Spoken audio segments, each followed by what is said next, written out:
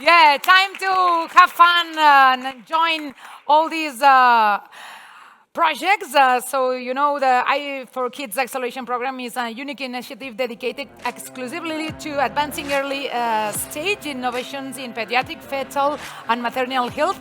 This accelerator offers a specialized two-phase structure to meet the specific needs of pediatric-focused projects, ensuring they don't duplicate the resources available in other general accelerators. In the first phase validation, the program provides a functional training framework to align all participants with essential competencies covering topics like intellectual property, MDR regulation, business models, and market access. This phase aims to validate each project's core value proposition using methodologies inspired by the Boston CMIT model, which helps teams identify gaps and set strategic goals. Strategic ones. The second phase, valorization, is tailored to help projects advance through their TRL stages with customized services. This includes validation through patient and clinical feedback, mentorship by experts, impact workshops in collaboration with the Impact Hub, and preparation for high-stakes presentations. Oh, and apart from that, you know that each pitch here and the session putting together all this knowledge at the Paediatric Innovation Day will follow a concise format. Projects will have 5 minutes, only 5 minutes to present the project, followed by 4 minutes for Q&A from the jury. The best and so extreme audience. Presenters, speakers will receive the time warnings from this screen, the pitch to ensure they stay within the allotted time. This format, as you see, aims to keep presentations focused on engaging, allowing for both a clear overview of each project and meaningful interaction with the audience, like yours. You are the best audience. Thank you very much, and I hope you are encouraging with a big warm applause or whatever you think about it. So the important best prize in this Pediatric Innovation Day accelerating competition is 7,000. Yes, 7,500 euros. No, yes, 7. Wait, sorry. What is? Sí, 7.500. Sorry, lapsus memoriae. In assessment, 7.500, sí. Jury group of specialists will have to decide which project is the winner. In this presentation, everything counts. In a pitching session, not only the presentation, the added value you are explaining about contribution to science, response to a need, and the way of being and doing. Body language, So, some advice for the pitch speakers: take a breath. Enjoy the moment and try to do your best as the best work that you've done during all these years and all these 24/7, 360 days a year. It's a pleasure to introduce all the members from the jury. They are 4. Enric Barba. Yes, where is Enric Barba? Here. A big applause for him. Enric Barba. He holds a PhD of Telecommunications Engineering and MC of Business Management. He was managing director on several multinational companies, and currently he's a member of the board of trustees of Vall d'Hebron Institute of Oncology in Barcelona, as well as member of the innovation committee of this hospital. He's an expert on innovation management and statistics, such a lecturer at universities and business schools, and author of several books about those projects. So, Enric Barba, nice to be here. Thank you for being. Magda Rosenmuller. Yes, here we are. A professor at IESE Business School, teaches in MBA elective on health innovation management and health sector executives in entrepreneurship and innovation with European, Asian, African, and Latin American business schools. She serves on the executive committee of BAM, the Business School Alliance on Health Innovation Management, and she provides expert advice on European and global health issues in the policy with the European Commission and the World Bank, WHO, and others. So thank you very much for being with this extensive work in health innovation research. Thank you very much. Magda Rosenmuller. We have on the other hand Josep Ballester Alabart from Estades MBA. With over 30 years of experience in business consulting, corporate finance and leadership, his practical, hands-on approach helps professionals navigate new venture complexity to deliver new business opportunities. As a lecturer at the Study in Advanced Management Programs and Executive Education, he brings a wealth of real-world experience. Josep worked with organizations like Bayer, Amgen, Medtronic, Roche, AstraZeneca, Novartis to develop more effective business strategies. He's a member on the board and directors of Taylor Surgery, coach within BRAVQAI, The Health, and Barcelona Health Booster, a senior advisor to IRSJD, BCLC, and Foundation of Hospital Clinic. So thank you very much. What a curriculum, what a bios. Isn't it? So thank you very much, Josep, and last but not the least, Elizabeth Rosas. Thank you for coming. Elizabeth earned her PhD in bioengineering from the University of California, Berkeley, and the University of San Francisco, Institute of Regenerative Medicine Fellow, and Obra Social La Caixa Fellow, and Civil Scholar. Yes, why? Elizabeth is currently the Assistant Director of Impact One, the Paediatric and Maternal Health Innovation Program at the Stanford Bayer Center for Biodesign. She also consults for early-stage medtech and health tech startups, as well as the VC film Santé Ventures. And she completed the Stanford Biodesign Innovation Fellowship after her industry role as R&D scientist at Illumina. So, all the right and the light for Elizabeth. Yeah? Thank you, Tokaya. So we have these 4 members, incredible jury. Not press, push. Take a breath. I need a breath. And then we could start with this accelerating program competition. Pitchings, 5 minutes only. And we start with Project 1, DR4FB, IRD, with Jaume Català, Paediatric Ophthalmologist, introducing the project with this, en català, dispositiu de realitat virtual per monitoritzar la visió en pacients amb distròfies hereditàries de la retina. And now, Jaume is going to explain about this new research. Jaume Català, Paediatric Ophthalmologist at Hospital Sant Joan de Déu de Barcelona, specializing in anterior and posterior segment surgery, as well as clinical and surgical retina, graduated in medicine from the University of Navarra, completed his training in ophthalmology at the BRAVQAI University Hospital in 2002. He has completed training stays at international institutes such as Divers Eye Institute and Moorfields Eye Hospital, and he presented more than 70 communications and scientific articles in ophthalmology. Jaume, your turn. Time is running. Go. Thank you. Good afternoon. Thank you for inviting me and to the organization to select our program and all the consultants who work with us to make this a reality. I want to present you this V4Fun, which is a virtual reality device for the evaluation and monitoring of functional vision in patients with low vision. Vision is the most powerful sense guiding our interaction with the environment. The problem we have in these cases is that we are used to talk about visual function, which measures the visual acuity, the visual field, the contrast adaptation. But in fact, the patients care about the functional vision, which is how they can read, how they can move around the world. And that's something that at this point we are not able to measure in that point. In children, we also have the problem that depending on the age, on their collaboration, they are not able to collaborate for visual acuity, visual fields, and this is something that it's already making them get behind in some therapies. There are some gene therapies that cannot be applied to children because they are not able to demonstrate a beneficial fact with their vision.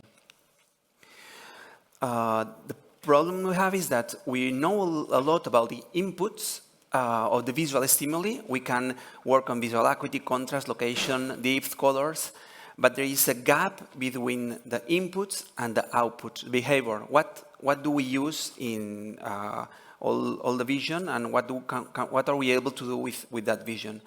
And the problem is that that's what the people matter about their vision. There have been some solutions to this problem, and this is a maze, a physical maze, where this is the same girl that had a low vision problem, and in the upper part he tried to resolve the maze before the treatment, and in the downstairs he resolved the maze after the treatment. He was the first patient in Spain that received gene therapy for an inherited retinal disease. The problem with this maze is that, of course, we have to keep very standard conditions, very standard illumination to have results that are measurable. What we propose is a vitreoretinal maze where the patient navigates through a room, but he feels that he's in a real maze, and he has to move around the maze and in different light conditions, which are standardized, and we can automatically detect the time they use in every tile, all the time they use for the maze, and the errors, the mistakes they get through the maze. Through the evaluation we have a preliminary class 1 classification for this device. So regarding the market size, we are focusing on low vision patients, especially ophthalmology departments and pharma industry, but we have also think about out-of-the-box extension to other vitreoretinal devices, vitreoretinal devices, and other functional vision evaluation and training of the patients. We are in the prototype software and accurate. We have demonstrated that it's accurate and reliable with patients and also volunteers that Begoña and the department has shown us, but we still are ahead of the other phases. We need to develop the complete software and demonstrate his utility in a clinical trial. Then we have to get into CE marking, and finally the market access. Our competitors are, the most advanced one is in Paris. They are working with the Institut de la Vision, and they have already developed virtual reality devices. They call it MOST virtual reality, and it is already in the market. And in Philadelphia, at the Children's Hospital, they were the first one that developed a physical maze, and they have published preliminary data with virtual reality devices. In our team, we are 2 ophthalmologists and 2 bioengineers at this moment. At this very preliminary team, we are working on that. And that's all. Thank you very much. Okay. Woo. Perfect, Jaume. You have 10 seconds to enjoy this view. Yes, thank you very much, Jaume, Català. Stay here because we need some minutes, 4 minutes for Q&A from the jury. So, good afternoon, Jaume. Congratulations for your idea. It's great. Thank you very much. I have one question because I don't understand. What is the business model that these kind of your competitors at least use to commercialize a product like this? The business model, please. What is the business model of your business? We are working on a software that is able to work in a commercial device, and then we have developed that software, and then we sell the software, and we train the people, the ophthalmologists and the optometrists for the evaluation of the patients inside of the places where we sell the software. And just following up on that, who's your client then, like in your business model? And the second would be, I didn't see the difference to the competitors. They look even better than yours. So what is your competitive advantage? Mm-hmm. Our clients are mostly ophthalmology departments and then pharma industry that could be working on gene therapies or advanced therapies that need to evaluate these small changes in vision that maybe they are not clinically significant for the approval of a treatment, but if you demonstrate functional visual benefits, then they could be getting to the market. And that's the case of the only gene therapy approved in the world, which they developed a physical maze just to demonstrate that benefit. on the other side, the difference between the other companies is that we have an extended number of patients. We are a national reference center for inherited retinal dystrophies, and our virtual reality device is focused on children, which is different from the other competitors. Perfect. Another question from the jury? Yeah, Elizabeth. Thank you so much for your presentation. I had a question on, can you explain why it's better to use a VR system instead of a physical system? So what kinds of things are you measuring that the physical system can't measure? Thank you very much for this question, because it's something which is the base of everything. When we use physical maze, we have to have a very controlled a very controlled place with different illuminations, which are controlled at every time, and then we have to change everything between every time the patient is going to the maze. We have to change everything, otherwise he will memorize what's going on. So for doing that, of course it's possible, but you have to have minimum 2 technicians to detect all the mistakes of the patients, someone who's measuring the time they're doing for the maze, and then of course someone to change everything and to control the light, which it's possible, but much more difficult than with virtual reality. Yeah, thanks. Just a question on, you showed the team, but you didn't tell us really the function, and a related question is, what is the future? Will that be like a startup, or will you rather work together with a bigger company? What are your plans in terms of really bringing this into market? Mm-hmm. Our plans are, first of all, develop the rest of the mazes we are planning to do. At this point, we have 5 mazes, and we have tried that, and they work. But we need a minimum of 15 mazes, because otherwise the patients memorize the maze, and then because we have developed this device for doing that in 5 different illumination settings. So we need more mazes for that. Time's up. No, okay. You want to conclude your sentence? Okay. Yes. Sorry, Jaume. I finished. Yes. Okay. So and then when we have that, we will begin a startup to try to have an economic support for that. Thank you. But you have already someone in the team to take care of that? No, we're looking for someone. Yes. Thank you. Thank you. Thank you, and good luck, Jaume Català, Paediatric ophthalmologist from l'Hospital Sant Joan de Déu in Barcelona, with your project number 1.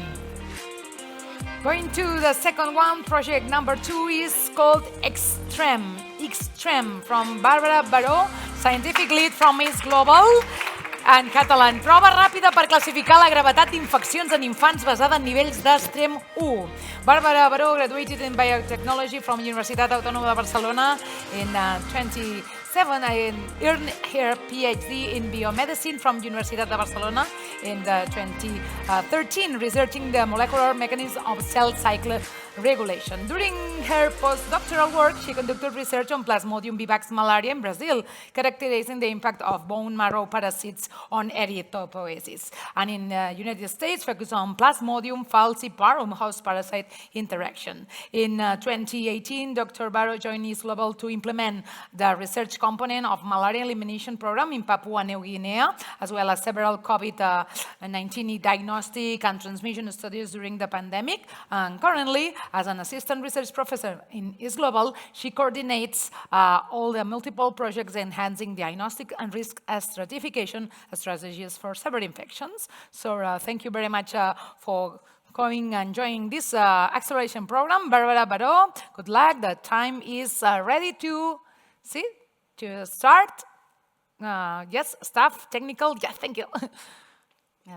Bàrbara, your turn. X-Trem. Thanks for the introduction. So I'm going to introduce you to the project that I'm leading, X-Trem, which is revolutionizing how we assess patients at emergency services. So this is Julia. She's a specialized pediatric nurse working at Hospital Sant Joan de Déu, and she's in charge of the triaging point, where she needs to decide the urgency of attention of each case that arrives. So yesterday, she attended a 2-year-old child that arrived with fever and normal vital signs, which the clinical score and software used at triage classified as priority 4. After 1.5 hours in the waiting room, a skin rash appeared, and the child did not respond to stimuli. And it was only then that she suspected a meningococcal sepsis, which is life-threatening, and it's a priority 1. So at the end of her shift, she was devastated because despite her 4-year training, a lot of experience, and actually doing the things correctly, they still have missed the critical window of intervention, and the child was in the ICU with very poor prognosis. So severe infections are indeed very difficult to recognize early, both in children and adults, because clinical presentation isn't specific, hence clinical scores are not accurate and reliable enough, and this leads to increased mortality, morbidity, and healthcare costs. Now imagine what happens here.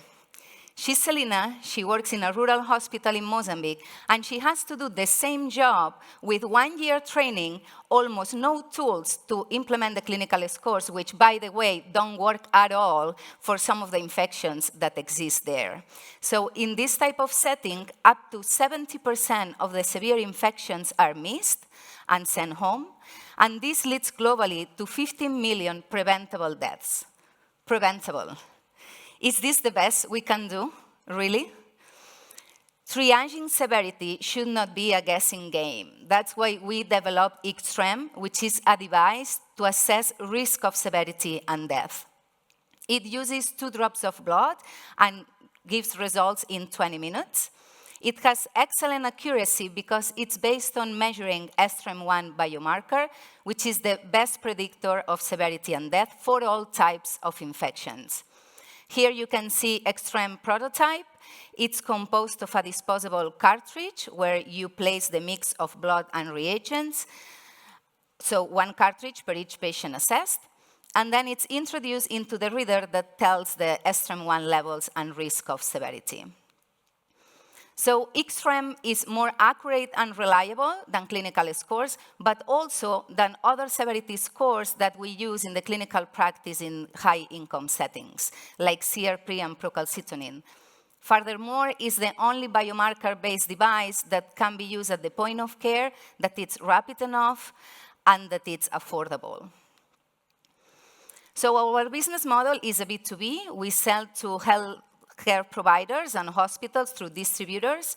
We charge for the consumables, the cartridge, which has a low production cost of 1.5 euro, and this allows us to have prices from 2 to 20 euro and reach both low and high resource settings. We place the reader for free to enhance uptake. And as an example, in 1 year in Catalonia, reaching 20% of the testable infections, we can generate 1.5 million euro in sales, and in Europe, reaching 5% of the market, more than 500 million euro in sales. So in 2025, we are validating X-Trem in children below 5 years old in Spain, Mozambique, Gabon, and Ethiopia. And in 2026, in these same countries, plus Uganda, targeting the neonate in this case. So X-Trem is being developed at ISGlobal in collaboration with UAB and BioClosion. We are a highly committed team with diverse expertise in biotechnology, medicine, and innovation. And we have a huge network of clinical partners that actually work in all continents. So now what we are seeking is private investment to build our spin-off so that we can start executing our vision. So we want to change the paradigm. We have been focusing only on diagnostics for too long, and it's a must to correctly assess risk of severity as well if we want to have real impact. So the next time you go to the emergency room, what do you prefer? Certainty and knowledge or guesswork? You tell me. Thank you. Thank you, Barbara. Thank you, thank you, Barbara. Now time for listen carefully our jury. So 4 minutes for you. Congratulations for your presentation, because I think this topic has a paramount aspect in dealing with disease for pediatrics and also adults. But can you return to the slide with your competitors? Because my question, it was very quick, how are you able to sell your product to the hospitals with the competitor number 2? Can you? It does not work. Well, there was a slide, yes. And the second one was cheaper and quicker. And unless... The lactate, I know which one you're referring to. So how are you able to sell your solution against a competitor that is quicker in the diagnosis time and cheaper? Yeah, the issue with lactate is actually the accuracy of lactate as a prognostic marker. So it does not work for all types of infections, and it does not work equally good in adults and children, while X-Trem does. So one thing are the advantages of the device, but which in this case, the lactate device, it's faster and cheaper. But the main advantage we have is the accuracy of the biomarker we measure. And X-Trem beats, well, actually I have, I have a slide that shows the, well, no, it's not here, anyway. That shows how the AUROC compares, and it's much, much better X-Trem to predict severity and mortality than lactate. That's why. The only question is, do you think that this gap, this difference, will convince the payer to get to your solution? That was the key issue. Yeah, I think so. I mean, what we have until now is what we have until now. You can keep using that, or you can improve and not miss those cases that lactate is missing. And my last question, sorry, is the data you provide regarding the sales are only pediatrics or also including adults? No, the numbers I put also adults because X-Trem works equally good in children and adults. Our plan is, we are starting validation in children, but the plan is later to flip it to adults. Okay, thank you. Yeah, 2 minutes more, okay. Thank you so much for your presentation. My question is related to what kind of pre-screening would you recommend physicians or caretakers do before actually using your device? Because I'm assuming you can't use this on every single patient that presents to the emergency room. I think it depends on the context. Like, for example, in a low-income setting, I think you could test any children below 5 years old because of the degree of severity they have and the level of expertise and tools. In a setting like ours, you could target and test all high-risk groups, like the neonates and maybe children below 2 years old, but then it depends on the criteria of the clinician. If they have doubts or they suspect, there are some risk factors and maybe you are not sure whether admitted or sending home, that can solve your doubts. So yeah, you can target all risk groups, but then also use it in case of doubts. Quick question again on the client. Is your future client, for the moment you have given it, would it be the hospital buying it? That's one question. And the other then is about the future. Will you create a startup? Where will it be? Will you join with a company? And also, where will you manufacture this? Is there already an idea of that? Thank you. Yeah, so I'm going to start with the last one. So we partner with BioClosion, that is who developed this reader, and they are already working on which industrial partners we can, work with for the industrial manufacturing. For the moment, we use Eureka to have the mini-series for the trials. Then can you remember the clients? Yeah, there was a client, like for the moment you give it to hospitals, but how will they pay for it? So again, it depends on the countries. Like in low middle income settings, many times you directly sell to national departments of health. Here you can sell directly to hospitals, but also to Institut Català de la Salut, that actually they were quite interested.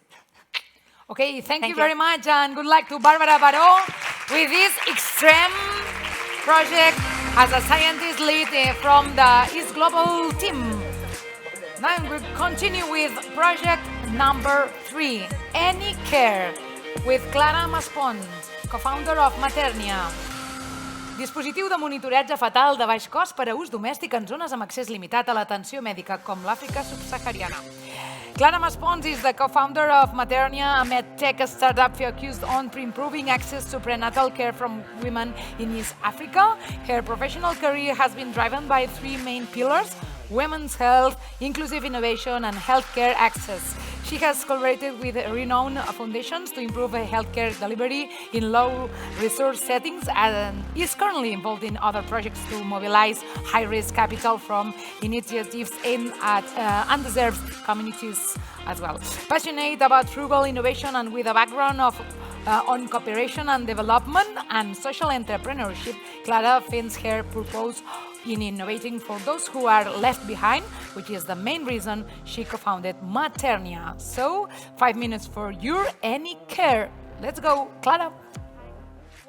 Hi.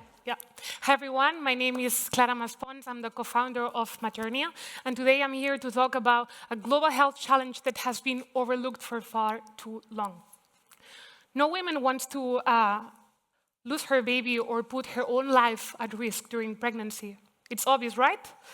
What we're seeing is 800 mothers die every day from pregnancy complications, and one baby dies every 17 seconds. Well, this is a global health challenge. Sub-Saharan Africa bears the heaviest burden, with limited access to quality prenatal care and pregnancy monitoring amongst one of the main causes. This means that too many women don't get the critical care they need until it's too late, and this leaves a profound impact on families, societies, and communities. But the truth is, all of this is preventable. While putting the focus on this limited access to prenatal care and pregnancy monitoring in Tanzania, our focus country, we've observed that on average, pregnant women attend the first prenatal care visit during the second trimester, and only 64% of them will attend 4 additional ones, which makes it absolutely challenging to first detect complications, but second, detect complications on time. Absence for these visits, of course, might range from monetary limitations, location, or doctors being understaffed. So my question is, what if women in Tanzania could have access to a very simple, affordable, non-invasive device that they could use at home and monitor their pregnancy? And what if this could actually be used worldwide by other women, regardless the country, nationality, or socioeconomic status? Welcome to Binti. Binti is a take-home, easy-to-use, non-invasive fetal monitoring device that is designed for use for the 3rd trimester by pregnant women themselves. It's an audio-based solution that doesn't need gel to perform any type of monitoring and can be used to monitor the baby's health anywhere, anytime. It consists of 2 components. There is a hardware placed on the belly that captures the fetal heart sounds and transfers them to a mobile application, and then a software side that processes and filters the data that has been captured and provides very intuitive results of that monitoring.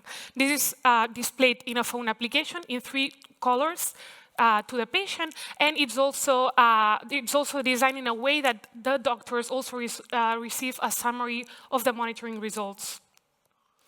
The impact that we want to achieve is to provide consistent and convenient monitoring, so really complement these attendance to prenatal care visits, to improve patient adherence, but also to give more power to the patient and to give them information right now that they don't have, to have this opportunity to identify timely pregnancy complications, and since we will be collecting a lot of data, there's a huge potential to conduct further research. It's a B2B subscription planned to be sold to hospitals and obstetricians, and we designed 2 different types of subscriptions, 1 for public, adapted to tight budgets, and 15 for private hospitals, a more personalized service for them. Our first year in the market, these are our numbers. We plan to reach 161 hospitals, secure around 1,000 subscriptions, provide around 70 devices per facility, and right now the price of the device is around 70 euros. We think we can lower it to 50. And that's the expected revenue, a bit more than 1 million, basically coming from hospitals in urban and semi-urban areas. We beat the competition in 3 ways. The user doesn't need any medical or technical expertise to use this device. It doesn't need any gel to perform, so we are anticipating any supply shortages that it can get, and it connects the doctor and the mother, which is something that right now doesn't exist. This is a team that's behind Maternia. It's a team that combines a lot of knowledge and also brings a lot of nationalities. It ranges from social innovation to medical expertise, biomedical background, sales and communication. And we're, of course, supported by an advisory board. And right now, Maternia has already developed its first prototype, and it's strengthening the software component. We believe that right now we're focusing in Tanzania, but this has a huge potential to expand to Europe and beyond. That's why we're calling for partnerships to conduct data collection together and also to conduct pilot studies and some other actors that might be interested in scaling up this to Europe. As I said before, I would like to bring some of the figures I mentioned at the beginning. 800 mothers die of pregnancy complications every day. 1 baby dies every 17 seconds. We would like to get to a point where women don't have to guess. They already know that the baby is safe. Thank you very much. Thank you, Clara. Good luck for her. And now, don't guess, your baby is safe. And Jury, what do you want to ask her? Great idea, great presentation, and I think this is a very good need defined.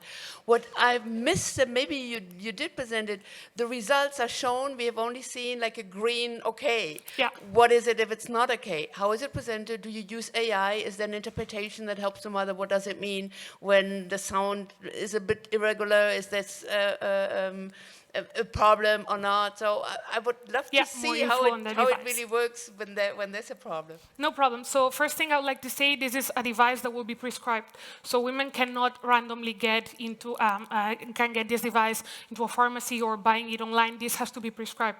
When this is prescribed, the doctor already helps the women to install the mobile application and provides a first training to her on, first of all, how to locate the baby, how to position the device to capture the sound well. So there's the first training.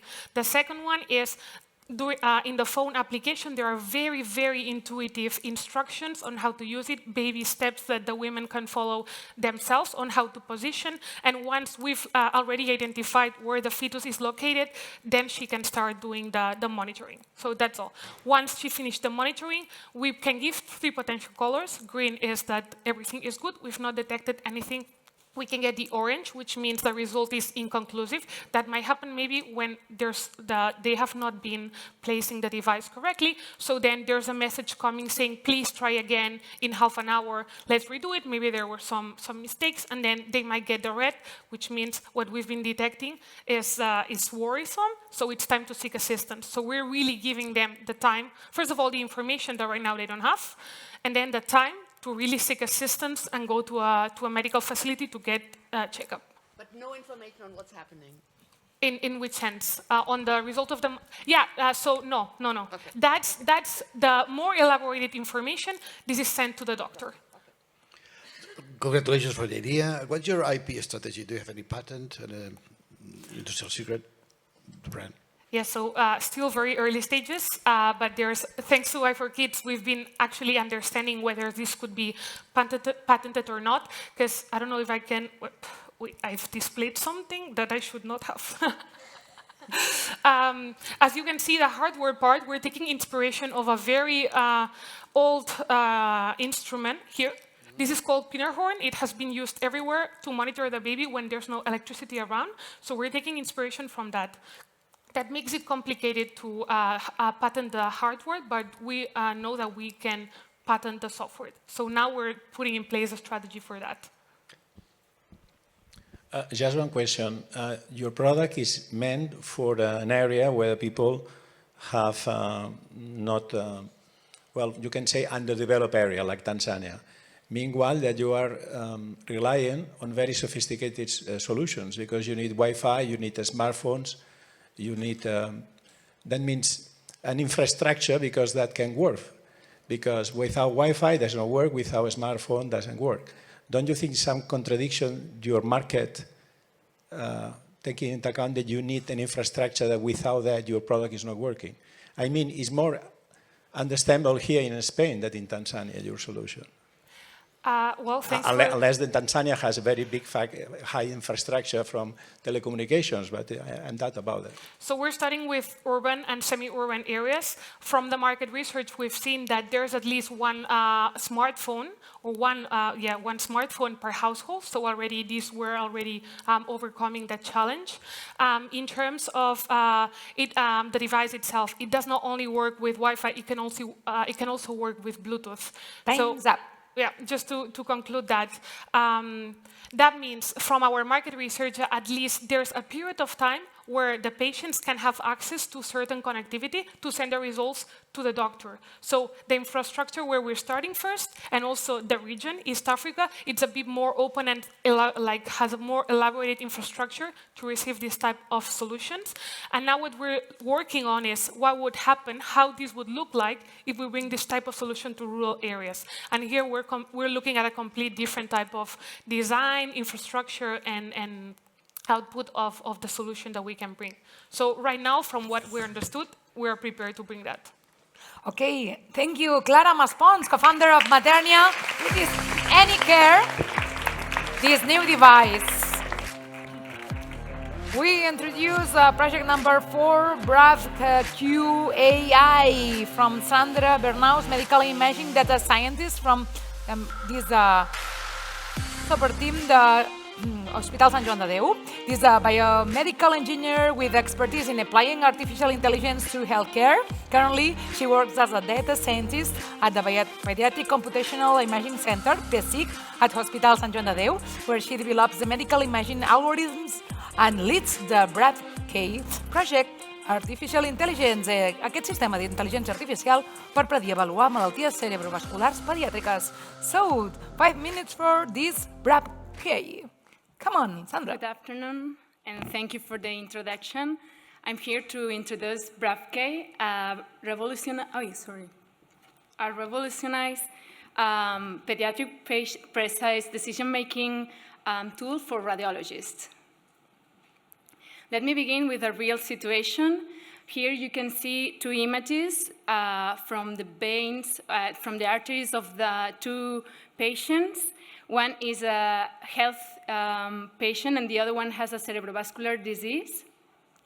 Can you say which one is the one that has a disease? Probably not, because you are not a radiologist, but even the more expert radiologist would find it difficult to assess if they need a surgery. This is because they need. This is because the structure is really complex. So this is where BRAVQAI steps in. Using AI, we analyze the vasculature structure, and we quantify and give some metrics to determine if they need the surgery. For example, here we have a pediatric patient with the same vascular disease, and we have used BRAVQAI to analyze the structure. So with BRAVQAI, we have seen that there is a decrease of the 20% of blood density and a 10% of narrowing of the diameter. So these 2 metrics gives us the evidence that this patient needs surgery. BRAVQAI helps to reduce the mortality of the. Helps preventing strokes, which is the second cause of death in worldwide, and it's also on the 10 top causes in pediatrics, with 2 million children affected for those diseases. Here's a quick MVP demonstration where healthcare professionals can upload the images and extract automatically the text files and the automatic reports with concrete values and can help them to analyze if they need surgery.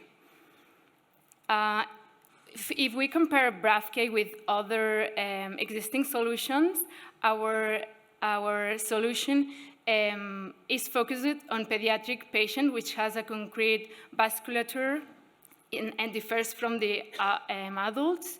And also, it quantifies the complete vasculature with a wider range of morphological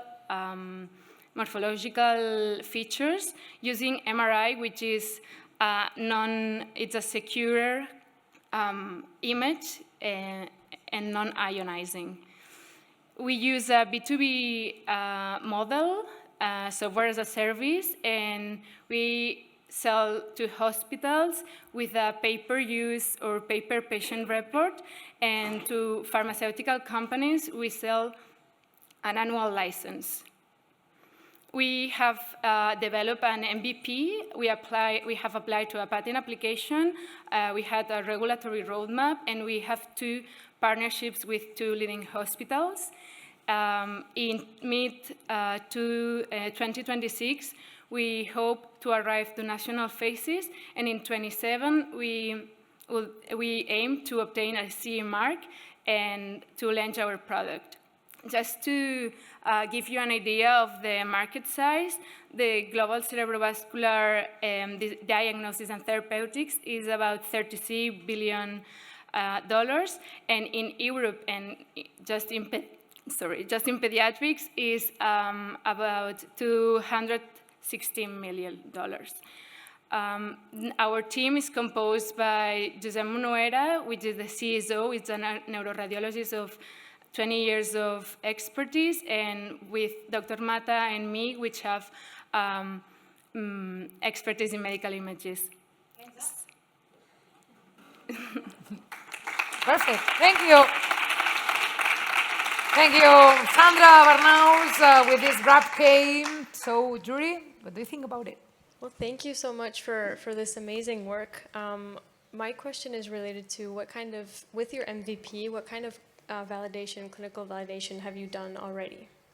We have done a pilot in Hospital Sant Joan de Déu with 2 radiologists. So for the moment, we just have the pilot, but we want to start the clinical validation the next year with 2 more hospitals. Well, with 1 more hospital, it's Hospital Sant Joan de Déu and Hospital Sant Pau. Yeah. Yes, congratulations for the idea. You know the AI is extremely regulated. Do you have your software audited for that? We don't have it audited, but we are planning to with our regulatory roadmap. We have planned to do it, but we will start it in the following year. With how many patients or cases have you fit your artificial intelligence model? Since pediatrics is there are small numbers. We have trained it with 300 patients. It's not much because if we compare it with adults, but in pediatrics it's a really valuable data set, and yeah, it's what we did. Well, the similar question we had before on what is the next steps in terms of developing and really bringing it to market. Do you have already a first idea, or you say no, so early stage? Let's. What are your plans in terms of creating a startup or maybe teaming up? You had a very good view there on the different competitors. That might also make sense to team up, because what you develop might also be interesting for adults. So like starting with children and then move to adults. Any plans that you might share with us now? Yeah, as you said, we are in an early stage and we are focusing on the clinical validation. But we are planning to do a startup and to start bringing our product to conferences and to other communication places. And yeah, we hope that we will find there the clients or pharmaceutical companies or hospitals to bring the product to them. Yes, we have 1 minute for you. Wait, we'll let the last question then. What is your most important competitive advantage regarding the other competitors that you show in that table? Okay. We are focused on pediatrics, so the rest of them are training their models in adults, which they have a lot of data, but we are focusing on this market, and we can analyze the complete vasculature. The other ones normally they are analyzing the large vessels, not the collaterals or the external ones. And also we are using MRIs, which are safer than CTA, because, well, tomographies, because they are ionizing, so it's harmful radiation. And yeah, it's... Perfect. So thank you very much, and good luck for Sandra Bernaus with BRAVQAI. And now, last but not the least, project number 5, called NanoRett, from Alfonso de Oyarzábal, a lead researcher from Hospital Sant Joan de Déu. He's gonna introduce the project NanoRett, les nanocàpsules per administrar la proteïna MSP2 al cervell per tractar la síndrome de Rett. Dr. Oyarzábal is a researcher in neuropediatrics and has extensive experience in the development of personalized therapies for rare neurodevelopmental diseases, combining knowledge in neuroscience, metabolism, and advanced technology. He's currently leading an innovative project at the Hospital Sant Joan de Déu in Barcelona, where he explores precision solutions for the administration of proteins in the central nervous system. With an understanding track record in research, he has participated in other innovation initiatives and the treatment of neurodevelopmental pathologies. Thank you very much, and your turn, Alfonso de Oyarzábal. NanoRett, what's about? Come on. Let me ask you a question. Who of you has a daughter? Could you please raise your hand? Okay, so if your daughter is over 1 or 2 years old, I'm pretty sure you remember when she was 1 to 2 years old and she started to talk, to say mom and dad, to walk around, to play with building blocks, and so on and so forth.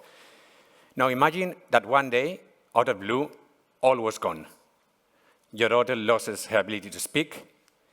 She starts developing autistic features, epilepsy, loses her use of hands, develops stereotypes, loss of gait, and you can do nothing about that. Well, that is Rett syndrome, and it is what a NanoRett we're going to treat. So Rett syndrome is a rare disease affecting about 3,000 girls in Spain, but affecting worldwide. And it is a severe neurodevelopmental disease with no treatment nowadays. Actually, Rett syndrome is a genetic condition due to a spontaneous mutation in MSCP2 or MICP2 that prevents the protein from expressing properly. It affects the whole organ, but the most important and most severe affected organ is the brain, where MICP2 is not properly expressed. And that is what we are going to do in NanoRett. We are using a set of nanocapsules to incorporate the MSCP2 protein within a brain permeable nanocapsules to deliver this protein to the brain and restore its proper expression.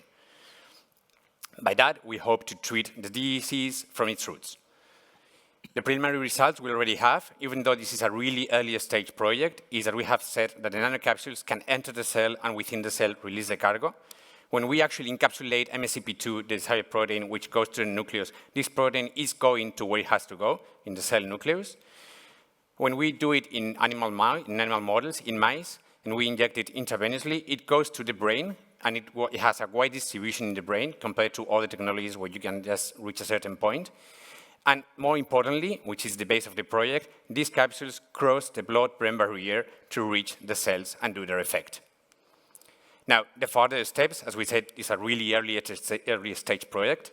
The further steps will be validate the molecular effect, demonstrates molecular effect in cells of patients, prove and optimize the dosage and discard toxicity, even though we have preliminary results on that as well in animal models as well. And finally, prove the therapeutic effect on the phenotype of red model mice. While this is the upcoming phases and expected timing is within 6 and 2 years, with 6 months and 2 years, we hope this will finish in a clinical trial. Once this happens, when we have a clinical trial, we will have to face the competitors and market share. There are some pros and cons on this approach, which we have already faced. On the con side, we have that there are 2 currently ongoing clinical trials on genetic therapy for this disease, but yet we do not believe that our solution has to compete with genetic testing or genetic therapy, but it's actually compatible with other genetic therapy and overcomes its limitations widely. While Rett syndrome is a rare disease, and then it's the rare disease market, it has a low prevalence in patients, we have to take into the consideration that rare diseases also have to be treated, and actually the orphan drug or devices designations can offer some advantages for the development. And this is, at the end, a disruptive approach for Rett syndrome treatment, which can see either a con or a pro, but then we have to find that there are similar enzyme replacement therapies developed, and nanocapsules are already being used in neurological diseases. At the end, this is a project with a great impact on patients, caregivers, and the scientific medical community. And we envision this project as a solid proof of concept. Now, just to finish, who is NanoRett? Who is building this project? I am Alfonso de Oyarzábal. I'm the project leader of NanoRett. I am a PI at Hospital Sant Joan de Déu and Universitat Oliva Joint Lab. And it's also involved Paloma Rami, a PhD student, researcher here with us, and Ecopoltec, who has already developed the nanocapsules. It has been funded so far by Generalitat de Catalunya through a Paris Validació grant, for which we had 100,000 euros, i4KIDS through this acceleration program, and a patient advocacy organization, actually 2, Mi Princesa Red and Redando Síndrome de Rett, through annual donations over 4,000 euros. This is a team dedicated to treat NanoRett, to treat Rett disease, to leave no one behind. Thank you very much. Okay, perfect. We still have 26 minutes. Okay, thank you for your explanation, Alfonso de Oyarzábal, NanoRett. Jury, your turn. One question. There is no competition at all? No what? Competition. There's no competitors?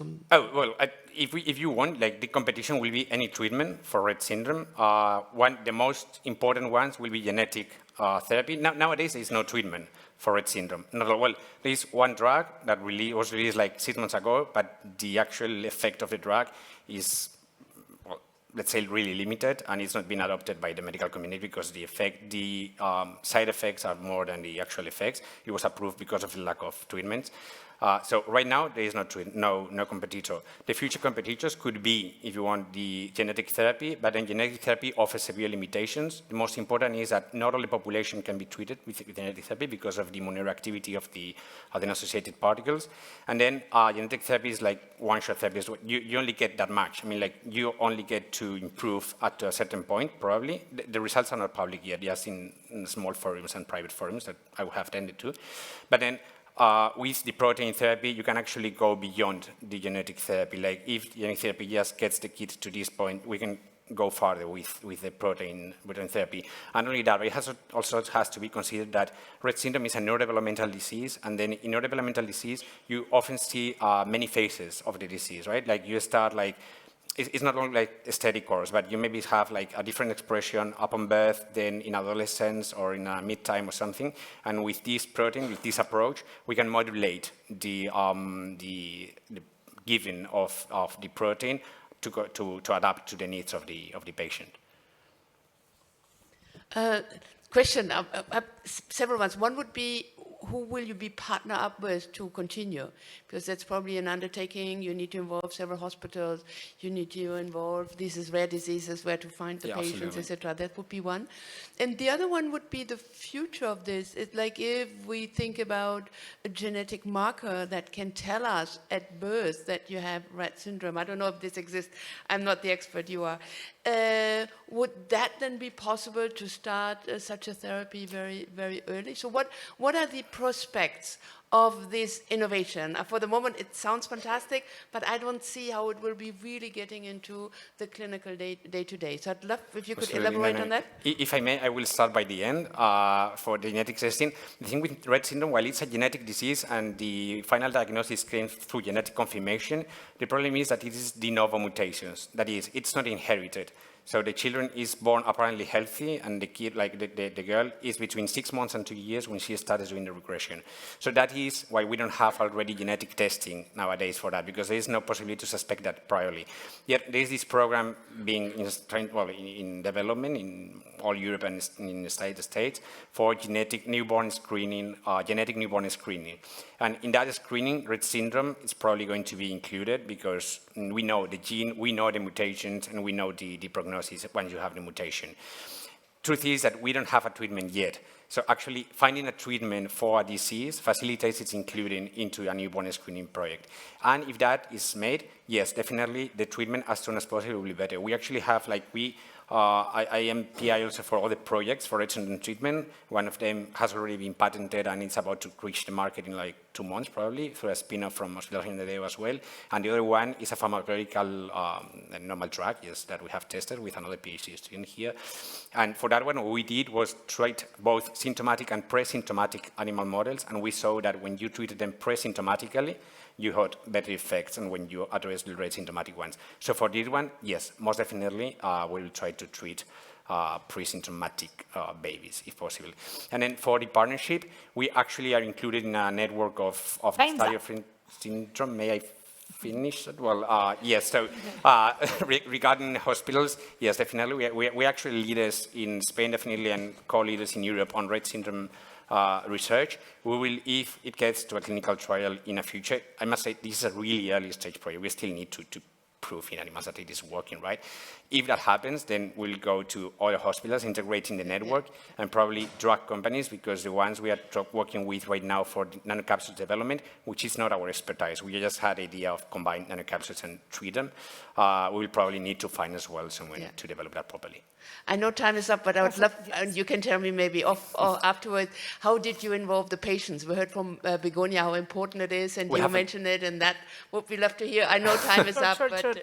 We have a really long history working with them. We are just working right now due tomorrow. I was just chatting with one of them. We have a really long history working with them.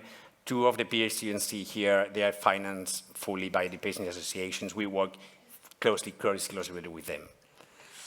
Okay, thank you very much, and good luck for Alfonso and all his team from NanoRett. Yes, we arrive at the end of this presentation, this acceleration program pitching, and now they Ford has to deliberate, decide which project is the winner of this 7,500 euros in assessment, mentoring, new formations to get to the top with their projects. Thank you, Enric Barba. Please come to the stage, please. Thank you, Magda Rosenmoller. Come to you, please. Thank you, Josep Ballester. Thank you, and Elizabeth Rosas. Yes, okay, thank you. Woo. And Raquel Valle. Perfect. Remember, VR for FV and ERD from Jaume Català, X-Trem from Baro, Anicare from Clara Maspons, BRAVQAI from Sandra Bernaus, and NanoRett from Alfonso de Oyarzábal, and all the teams that they are involved in. Yes, wow. I'm so nervous for this moment, so yes. Let me introduce Josep. I think it's gonna be the one who is gonna tell us something about the evaluation about everyone. Okay, yeah, share, and then let me explain something about the rocket, the prize. Yes, yes, please. Just so in a minute, Let me, Josep, and the rest of jury explain about this moment of the ceremony. Time to discover which is the winner. But first, all the finalists will receive a special recycled rocket made by Precious Plastic Barcelona. In 2016, they start a precious plastic in La Safor project, and this team created this project in Barcelona, filling a space for recycling awareness and education in the city. During these years, they participate in different events, recycling through workshops, portable recycling machines, and they have won the necessary experience to be able to offer a service as a highest quality. How they prepare this original rocket? They receive your PLA 3D waste and share it. They mix them with our waste to give in the desired color, and with this mixture they make an iron and cut the plate into the shapes, and they need to make the trophy and assemble the trophy and add the plate. So easy, no? So easy, so recycled, so sustainable rocket for you, for fifths, but one of them is gonna get the prize. So Josep, your turn. Tell me about this edition. Thank you. No? No? Okay, that's great.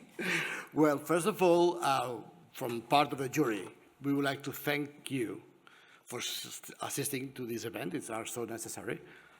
Thanking Sant Joan de Déu for this initiative, which is absolutely needed. Also thank you to Raquel for your commitment during this process.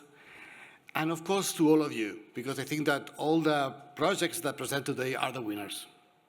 We really feel that you are the winners because you move from your area of comfort, your comfort zone, from your lab, from your class, from wherever you were, from researching. You move yourself to a new space, which is the business. And you change, you shift your mind. And that for all this, you are the winners, and I would like to applause to all of the teams.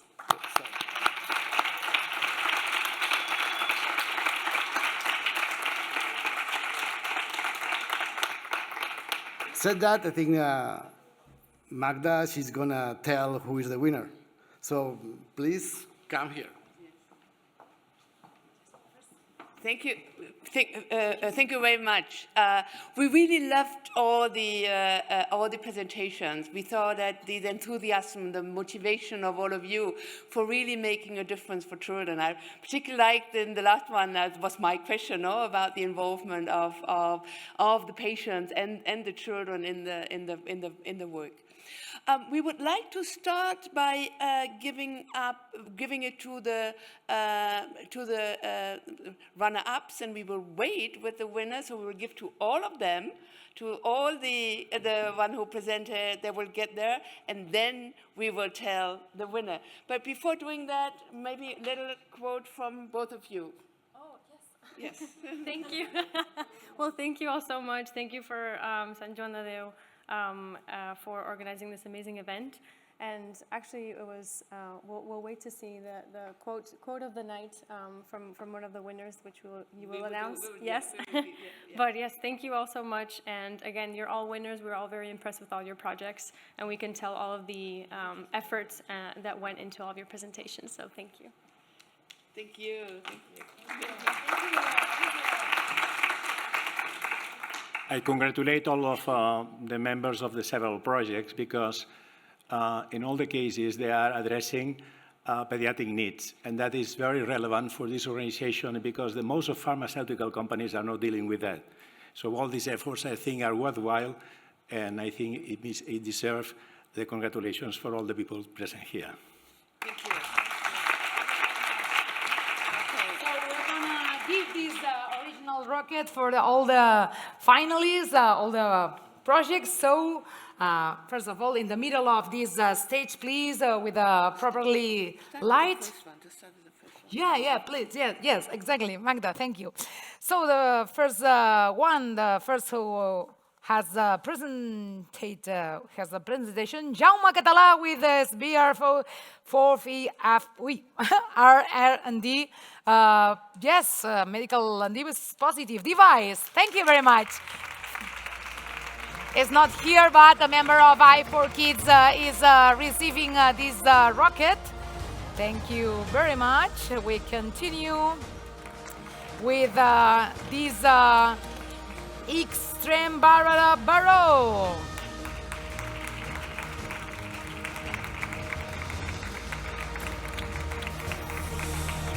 Yes, thank you very much. Congratulations for being a part of these projects. Another applause for Sandra Bernaus from BRAVQAI.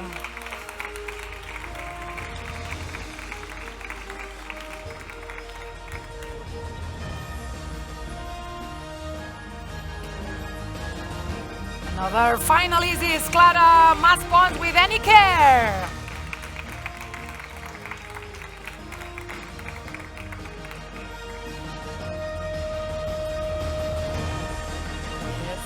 Congratulations, you rock it. You deserve this one. And last but not least, Alfonso de Oyarzábal with NanoRett.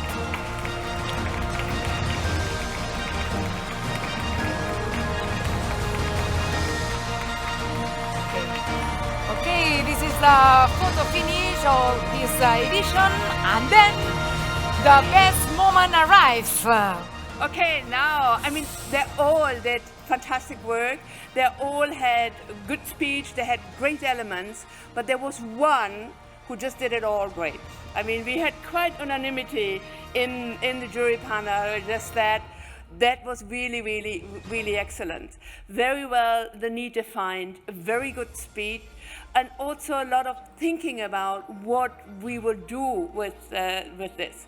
And there's one particular thing that we had actually commented, that was this quote she already referred to, was saying, well, we start with the children and then we move to the adults. And this is nothing then extreme, no? Yes, exactly. Winner.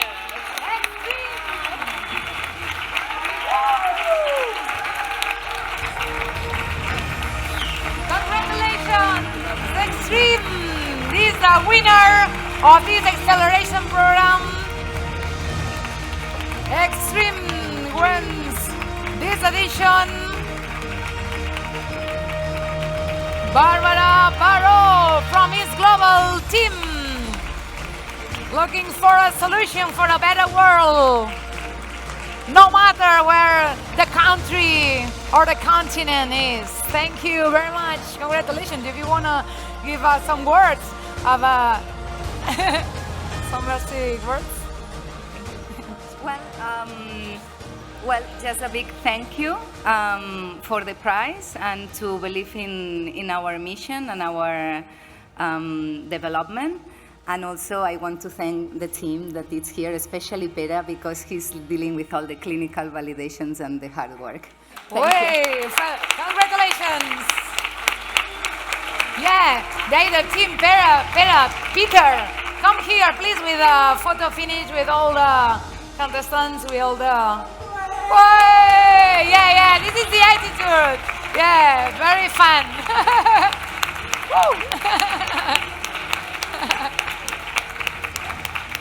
That's the mode, that's the hype.